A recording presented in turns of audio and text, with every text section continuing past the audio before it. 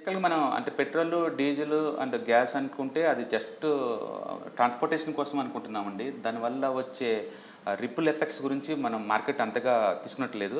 But ఇప్పుడు నిదానంగా అర్థమవుతుంది. ఊహించండి ఎక్కడో యుద్ధం జరిగితే ఇక్కడ పల్లెటూరులో కిచెన్ దాకా ఎఫెక్ట్ అవుతున్నారంటే మీకు అర్థమవుతుంది. అందుకని ఈ గ్యాస్ పర్టిక్యులర్‌గా ఆగిపోవటం వల్ల ఏందంటే రెస్టారెంట్స్ స్టక్ అయిపోతున్నాయి.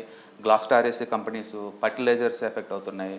అండ్ ట్రాన్స్‌పోర్టేషన్ ఎఫెక్ట్ అవుతుంది. అండ్ ఓవరాల్‌గా మనకి 80% గ్యాస్ మొత్తం వచ్చేది కేవలం ఈ ఈ గల్ఫ్ ఏరియాస్ నుంచి వస్తుందనమాట. అది మొత్తం ఎఫెక్ట్ అయ్యేసరికి ఏందంటే మార్కెట్ చాలా కన్‌ఫ్యూజ్ గురవుతుంది.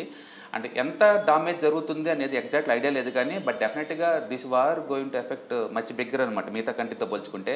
దానికి తోడు ట్రంప్ మళ్ళీ రీసెంట్‌గా ఎంక్వైరీస్ బిగిన్ అన్ని దేశాల మీద అన్నట్టు.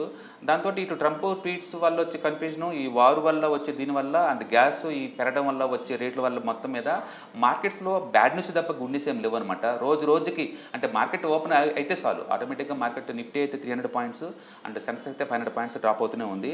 లాస్ట్ 1 వీక్‌లోనే అండ్ నిఫ్టీ 2000 పాయింట్లు లాస్ అయిందంటే మీరు ఊహించుకోవచ్చు.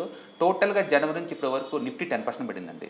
అంటే చాలా రేరు కంటిన్యూయస్‌గా 3 నెలలు ఈ రేంజ్‌లో పడటం అనేది. అదే సార్. అంటే ఇట్లాంటి సందర్భాలు గతంలో ఎప్పుడైనా జర ఉదాహరణలు ఏమైనా మనం కోవిడ్ అప్పుడు చూసామండి 2020 మార్చి ఆ టైంలో కూడా ఒకేసారి 5000 పాయింట్స్ నిఫ్టీ డ్రాప్ అయింది.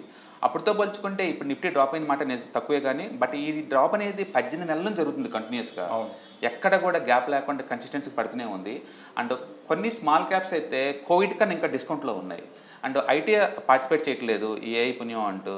ఇప్పుడు మళ్ళీ కొత్తగా బాగా లీడింగ్‌లో ఉన్న ఆటోమొబైల్ కూడా ఆల్మోస్ట్ 10% డ్రాప్ అయింది లాస్ట్ 5 డేస్‌లోనే. And banking surprisingly 10% drop last 1 మంత్‌లోనే.